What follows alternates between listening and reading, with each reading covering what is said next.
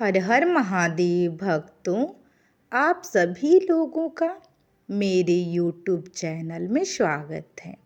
भगवान शिव और माता पार्वती की कृपा आप लोगों पे सदैव बनी रहे। तो चलिए हम लोग वीडियो को आगे की ओर ले चलते हैं। आप इस वीडियो को ध्यानपूर्वक सुनिएगा। जो भी इस वीडियो को अंत तक देखेगा, भगवान भोलेनाथ की कृपा उनके ऊपर सदैव बनी रहेगी। बहुत से लोगों के मन में एक सवाल उठता है कि जैसे कि हम पूजा पाठ करते हैं या कोई तीर्थ में जाते हैं तो हमसे कोई गलती हो जाती है, जो जाने अनजाने में हो जाती है, या फिर कोई पूजा पाठ में हमसे कोई भूल हो जाती है या कोई गलती हो जाती है, तो उस गलती को कैसे सुधारें। मतलब कि पूजा पाठ या तीर्थ में हो जाए गलती तो आपको कौन से उपाय करने हैं। तो चलिए मैं आपको एक सरल उपाय बताती हूँ। यदि आपके साथ ऐसा हो जाए गलती तो आपको यह सरल उपाय ज़रूर करना चाहिए।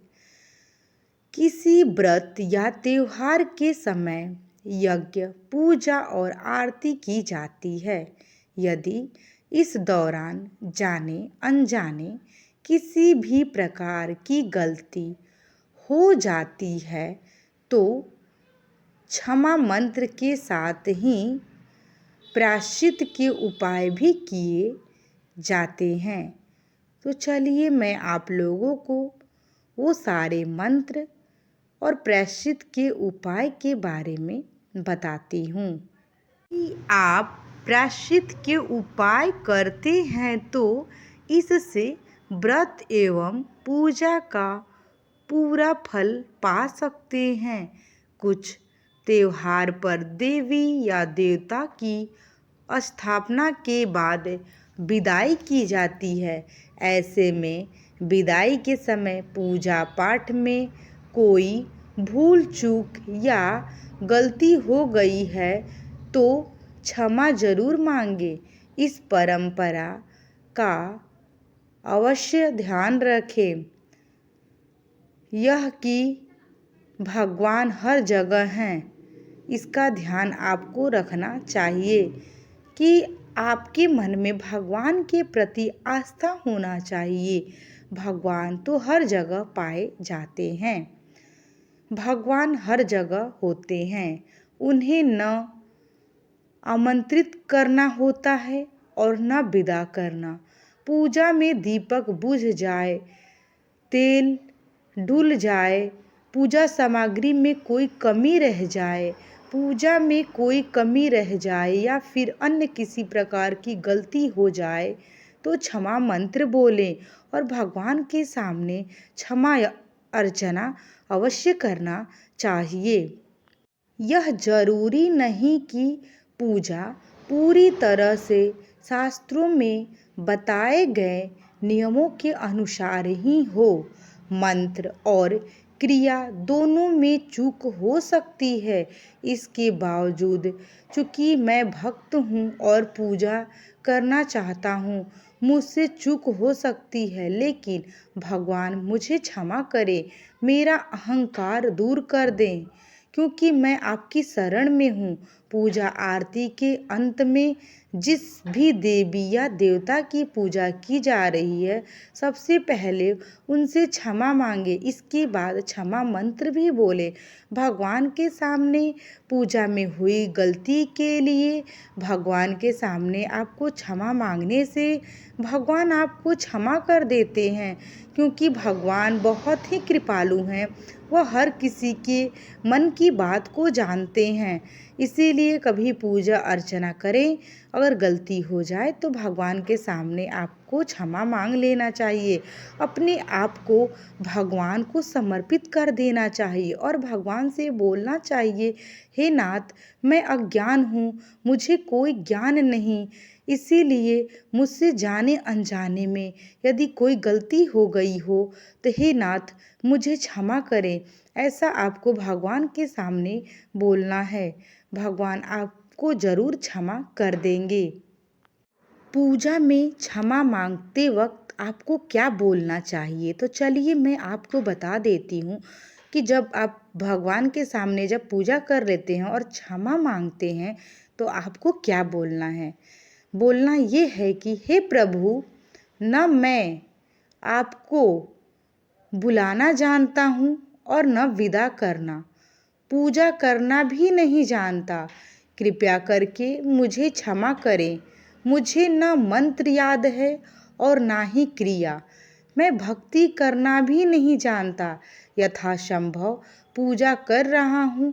कृपया मेरी भूलों को क्षमा कर इस पूजा को पूर्णतः प्रदान करें।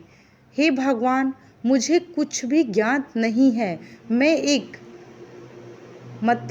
एक अज्ञात हूँ। मुझे कुछ भी ज्ञात नहीं है। हे भगवान, अगर मुझसे कोई भूल हुई है तो कृपया करके आप मेरे भूल को क्षमा करें, क्योंकि आप सबके पिता हैं, आप सबके माता हैं। मैं आपके पुत्र हूँ या फिर मैं आपकी पुत्री हूँ। तो हे करुणा निधान, आप मेरे ऊपर करुणा करें और मेरी गलतियों को क्षमा करें। आपको ऐसा बोलना है। चलिए मैं अब आप लोगों को बताती हूँ प्रायश्चित के उपाय। यदि कोई गंभीर गलती हुई हो तो 43 दिनों तक नंगे पांव मंदिर जाएं। दूसरा, मंदिर में देवता के समक्ष 108 बार साष्टांग प्रणाम करें। तीसरा, प्रायश्चित के लिए भगवान कार्तिकेय और वरुण देव की पूजा करके उनसे क्षमा मांगे। चौथा, श्रीमद् भागवत जी के षष्ठम स्कंद में शुक्रदेव जी ने महाराज प्रायश्चित के उपाय बताए और उसे पढ़े भी। पांचवा, प्रायश्चित के लिए पंचबली कर्म करें और दान दें। आपको प्रायश्चित के ये उपाय हैं। देव पूजा, मंदिर या तीर्थ संबंधित 32 सेवाएं अपराध हैं। शास्त्रों में 32 तरह के सेवा अपराध बताए गए हैं। इन्हें जानकर भी पूजा या देव सेवा की गलतियों से बचा जा सकता है। पहली सेवा आती है सवारी पर चढ़कर अथवा पैरों में खड़ाऊं पहनकर श्री भगवान के मंदिर में जाना। दूसरी होती है रथ यात्रा, जन्माष्टमी आदि उत्सवों का न करना या उनके दर्शन न करना। तीसरा, श्री मूर्ति के दर्शन करके प्रणाम न करना। चौथा, अस्वच्छ अवस्था में दर्शन करना। पांचवा, एक हाथ से प्रणाम करना। छठा, परिक्रमा करते समय भगवान के सामने आकर कुछ देर न रुककर फिर परिक्रमा करना अथवा केवल सामने ही परिक्रमा करते रहना। सातवां, श्री भगवान के श्री विग्रह के सामने पैर पसार कर बैठना। आठवां, दोनों घुटनों को ऊंचा करके उनको हाथों से लपेटकर बैठ जाना। नौवां, मूर्ति के समक्ष सो जाना। 10वां, भोजन करना। 11, झूठ बोलना। 12, श्री भगवान की श्री विग्रह के सामने जोर से बोलना।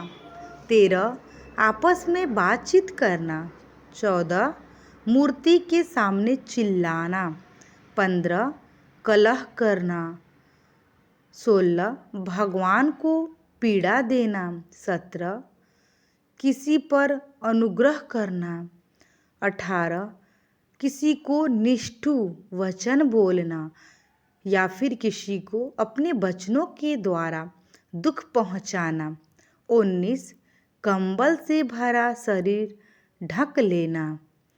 20, दूसरों की निंदा करना अर्थात चुगली करना ये भी बहुत ही बड़ा पाप होता है।